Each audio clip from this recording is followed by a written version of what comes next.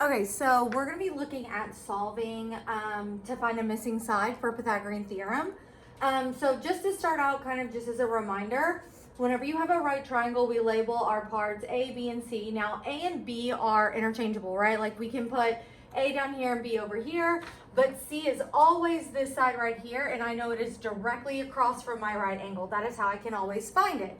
So I always use the formula A squared plus B squared equals C squared. So if I have this situation here, I'm going to always draw my arrow and label C so I know exactly where it's at, because that is the one that is most important.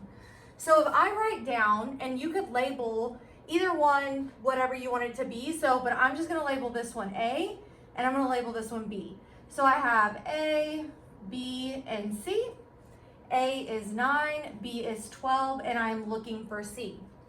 So if I start out with my formula, A squared plus B squared equals C squared, I'm going to take 9 and substitute it in for A. So I'm going to have 9 squared plus 12 squared equals C squared. This kind of looks like what you were doing yesterday in class by going and squaring two of your sides.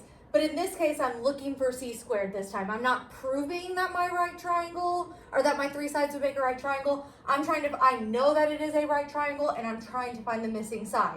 So I'm going to end up with, if you do 9 squared plus 12 squared, that's 81 plus 144 equals C squared.